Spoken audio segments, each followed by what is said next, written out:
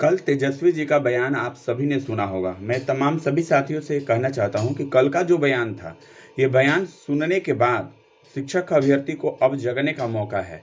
क्योंकि आपको सोचना चाहिए, आपके गरिमा पे, आपके गिरबान में कोई कितना जो है आपको नीचा दिखाने का प्रयास कर रहा है और आप अभी भी सोए हुए हैं। एक जो है अनपढ़, जिसको अक्षर ज्ञान नहीं है, जो आज तक कलम को नहीं उठाया, जो विद्यालय का मुंह नहीं देखा, नौवा जाते जाते विद्यालय का परित्याग कर चुका, और लेकिन सौभाग्य कहे या दुर्भाग्य कहे, हम तो इसे दुर्भाग्य ही कहेंगे। बिहार का दुर्भाग्य है कि ऐसे तेजस्वी यादव जैसे लोग जो चांदी के चम्मच को लेकर के जन्म लिए और उनकी किस्मत में ये लालू यादव जी के द्वारा रचाया गया जो गद्दी था वो मिल गया, तो आज हमें वो सिखाने चले हैं कि जाइए आप जो बीपीएससी के माध्यम से परीक्षा होगी और उसकी तैयारी कीजिए।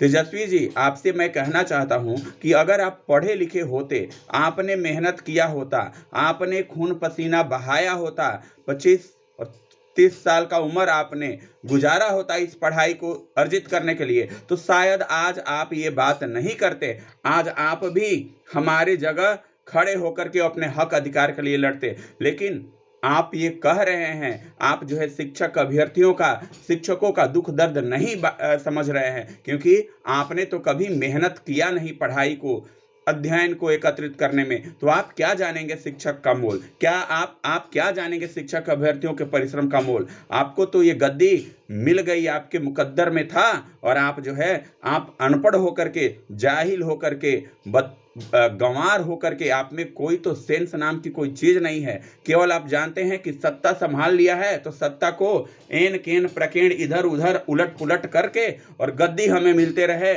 और मुझे तो कहने में भी ये शर्म आती है कि मैं इस राज्य का वासी हूँ जिस राज्य का उप मुख्यमंत्री अनपढ़ है। आपका क्या परिचय है? क्या परिचय दिया जाए? आपका क्या परिचय दिया जाए?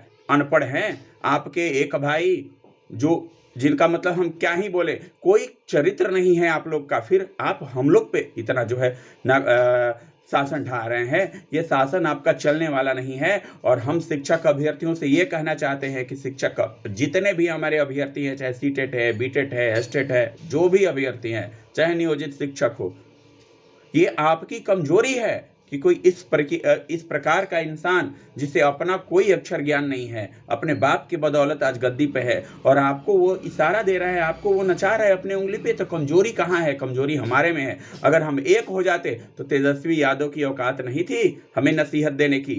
हम नसीहत देते क्योंकि हम काबिल है, हमसे ज्यादा काबिल वो नहीं है, हमसे ज्यादा काबिल नहीं है। वो राज्य चला रहे हैं, बात अलग, लेकिन राज्य उनको दिया किसने? भोले भाले लोगों ने। समझा, बस इतना ही समझा था कि युवा है, युवा का दर्द समझेगा। लेकिन ये युवा तो ऐसा दरिंदा निकला कि दर्द क्या, ऐसा जख्म दे दिया जो जिंदगी भर भूलने वाला नहीं है। और वक्त अभी है, जग जाओ और लड़ो, एक साथ लड़ो। सीटेट, बीटेट, एस्टेट, सभी उत्तीर्ण अभ्यर्थी एक साथ उतरे सड़क पे और एक मुस्त होकर के विरोध करे ऐसी नियमावली का, तब जाकर के सबकी भलाई है। और तेजस्वी यादव, नीतीश जी, आप संभल जाइए, क्योंकि अब जो है इस बार जो अगर गद्दी छीन गई ना, तो आप 7 जन्म क्या, कोई भी आपका 7 जन्म ले लेंगे ना, आप गद्दी पे नहीं आने वाले हैं बिहार के। ये बात गांठ बांध लीजिएगा। ये जो है बिहार की जनता की आवाज है, ये एक केवल मेरी आवाज नहीं है। आप समझ लीजिएगा इस बात को। और साथियों, आपसे आग्रह है कि आप एकजुट होइए, लड़िए। और लड़ना तो पड़ेगा ही ना, क्योंकि ये बीपीएससी का तो एक बहाना है, असल बहाना तो बहाली को फंसाना है। आपको कहाँ दे रही है? जो सीट आपको दे रही है सरकार, चाहे माध्यमिक हो, उच्च माध्यमिक हो, चाहे प्राइमरी हो, अपर प्राइमरी हो, आपका वो सीट है क्या? नहीं। उस पर नियोजित शिक्षक भी आएंगे। तो सरकार तो आपको धूल चटाने का प्रयास कर रही है, केवल बहाली का एक सिगुफा छोड़ी हुई है। ये ढकोसला है, समझिए इस ढकोसले को और लड़िए, जंग में उतर जाइए, सबका समर्थन मिलेगा, भरोसा है। और जो भी हमारे साथी अब तक अपने मनमुटाव को पाल रखे थे, आपसे आग्रह है कि आप एक होइए और इस निकम्मे तेजस्वी यादव और नीतीश जी को धूल चटाने का काम करिए। धन्यवाद साथियों।